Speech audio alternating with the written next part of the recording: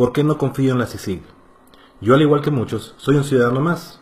No trabajo para ningún partido político y no creo en ninguna ideología. Creo en soluciones prácticas y creo en informarme bien antes de comentar al respecto del acontecer nacional. Cuando vi que la CICIG empezó a hacer capturas preventivas de corruptos del Partido Patriota, me alegré al igual que muchos. Pensé ingenuamente que verdaderamente estaban combatiendo la corrupción, pero pasados los años he visto demasiado sesgo. El primer punto que he visto es la falta de congruencia. El 10 de mayo del 2009 asesinaron a Rodrigo Rosenberg Marzano, y luego de ello apareció un video donde él mismo denuncia a varias personas de su asesinato, entre ellos al presidente de turno, Álvaro Colom, y a la primera dama, Sandra Torres.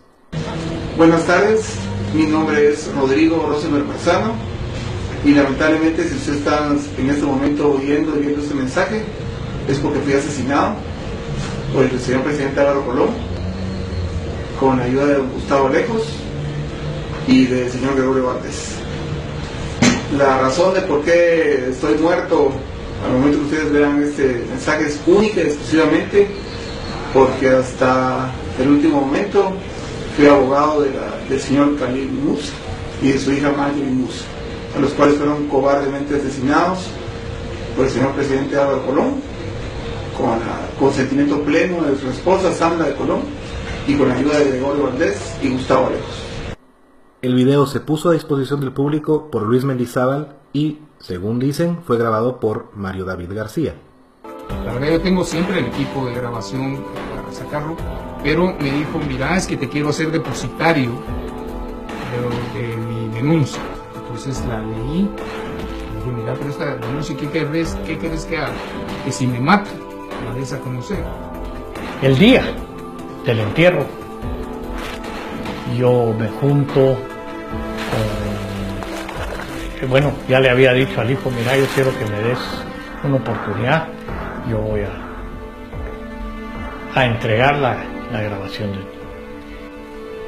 reparto yo el video y ahí empieza una odisea grandísima.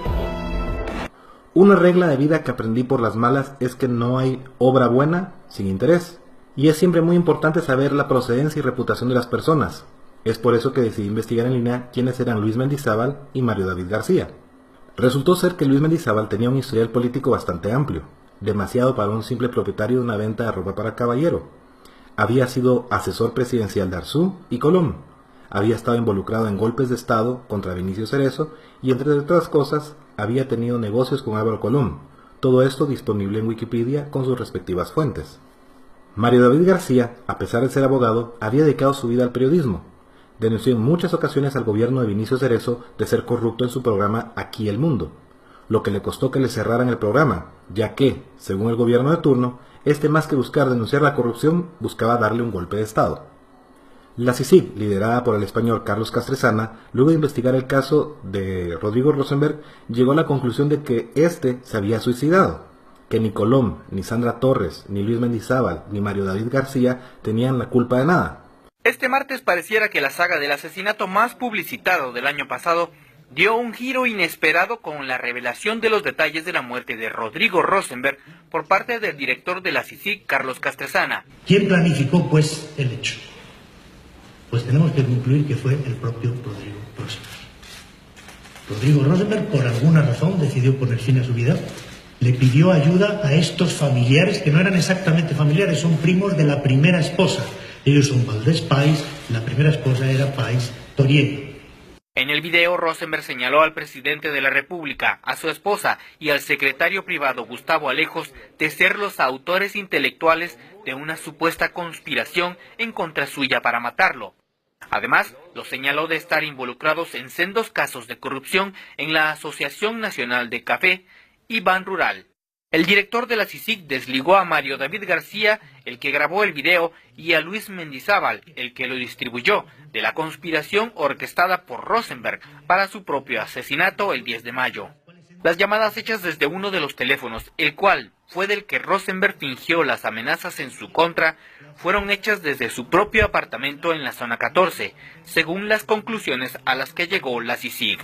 Debido a que Rosenberg hizo señalamientos directos en contra de Ban Rural, Anacafé y Fedecocagua, la CICIG todavía investiga las cuentas a las que hizo referencia el jurista en el video, Sin embargo, para la misma comisión, las motivaciones que impulsaron a Rosenberg a levantar tal revuelo con el video, la muerte de los Musa y los señalamientos de corrupción todavía son materia de investigación por parte de la CICIG, siempre relacionados con el caso. Sírvanse a disculparme, pero a mí, desde acá, esa conclusión me parece más negociación bajo la mesa. Sin embargo, pocos años después, el 16 de abril de 2015, la CICIG expone el caso La Línea, presentando imágenes donde la presunta banda repartía dinero en la oficina de Luis Mendizábal, Boutique Emilio. El Ministerio de Gobernación analiza sus finanzas para determinar la suma que se ofrecerá como recompensa para quien ayude a localizar al prófugo de la justicia, Luis Mendizábal, a quien se le vincula con el caso La Línea. Mendizábal es el propietario de una boutique donde, según el Ministerio Público, la estructura de defraudación aduanera se reunía en ocasiones. El 16 de abril se realizó un primer allanamiento en sus propiedades, donde se incautó 1.5 millones de quetzales. Pero Luis Mendizábal ya había desaparecido. Yo veo poca congruencia en la CICIG. Un día nos dice que son santos y el otro que son diablos. Pero si algo es interesante de los casos de la CICIG es el tiempo justo en el que ocurren sus investigaciones, ruedas de prensa y acciones. Mario Leal Castillo, el economista, empresario y político guatemalteco que procede de una familia de azucareros, miembros de juntas directivas del Ingenio Magdalena, Grupo Unisuper, también conocido como La Torre, de Grupo Cayalá y dueño de Paseo Cayalá, miembro del Comité Ejecutivo del Partido Patriota y en ese entonces secretario de Asuntos Específicos de la presidencia de Otto Pérez, presenta su renuncia al cargo el 14 de enero de 2015.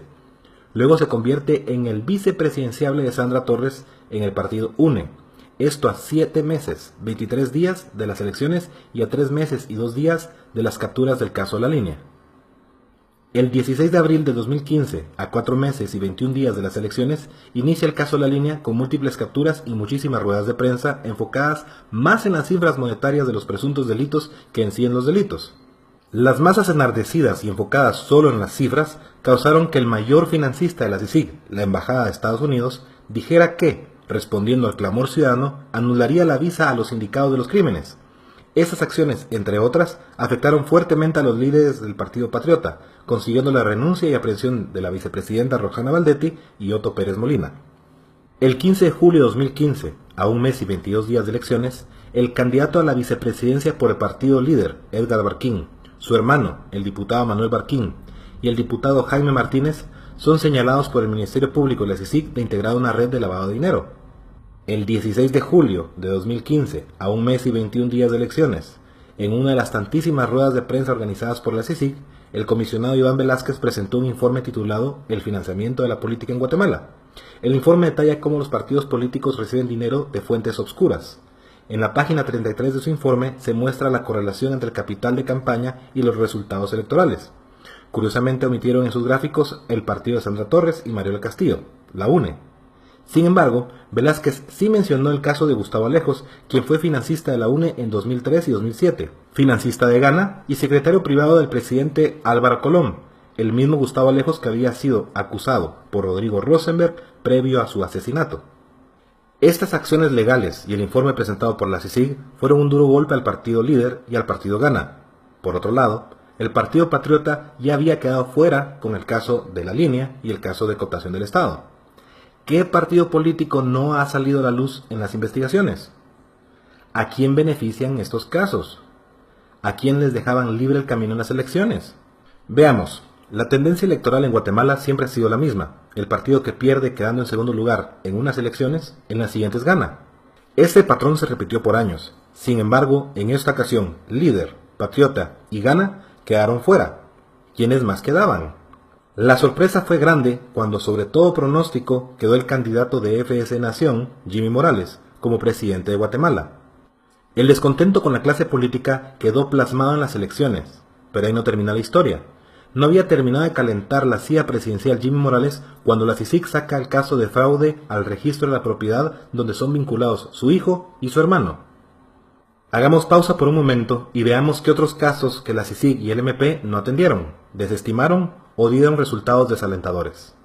Hugo Arce, periodista, acusó a Sandra Torres de haber sido guerrillera en los 80s. Fue asesinado el 23 de enero de 2008 en la habitación 815 del Hotel Conquistador Ramada en zona 4 de la ciudad. El Ministerio Público dijo que fue un suicidio.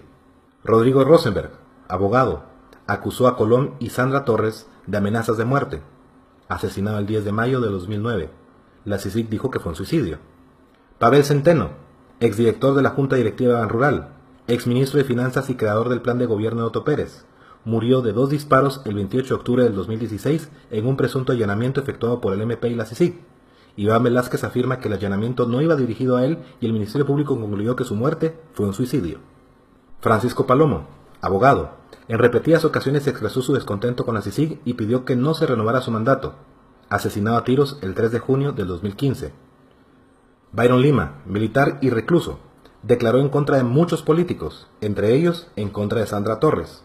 No podemos pensar en una Sandra Torres que participó y militó dentro de la guerrilla, que fue terrorista, que se le involucra en cuestiones de asesinato de un periodista de Hugo Arce, o que se le está investigando por el caso Rosenberg, o que tuvo relación con los Zetas en el gobierno de Álvaro Colom, y no digamos una Gloria Torres que tenga la mentalidad de querer volver Guatemala a una Venezuela. Asesinado el 18 de julio de 2016 con armas de grueso calibre y una granada en la cárcel de Pavón, enterrado al día siguiente de su muerte sin dar tiempo a un examen forense. ¿Es la investigación del hermano del presidente e hijo del presidente más importantes que la investigación de la muerte de 5 personas que han hecho declaraciones serias en contra de varios políticos? ¿Por qué nunca se han investigado los señalamientos de los ahora fallecidos? Yo honestamente quisiera creer en la CICIG, quisiera creer que no tienen ninguna agenda política, pero además de incongruencias y de omisos, veo que desestiman muchísimos casos y muchísimos señalamientos. Si la CICIG quiere realmente que yo confíe en su actuación en contra de la corrupción, sería propicio que investigue todo señalamiento de corrupción, no solo de un sector, sino de toda la corrupción. Pero bueno, esa es mi perspectiva. ¿Qué opina usted? Desde ya quiero reiterar mi beneplácito por el trabajo que realiza la Comisión Internacional contra la Impunidad en Guatemala, CICIG, para investigar los cuerpos paralelos en el país, pero en especial investigar el origen del financiamiento de los partidos políticos y sus vínculos con poderes fácticos. Le reitero a la CICIG que con nosotros tienen las puertas abiertas y colaboraremos con cualquier investigación, pues es nuestro interés que la campaña electoral se realice al margen del crimen organizado y de cualquier otro tipo de influencia.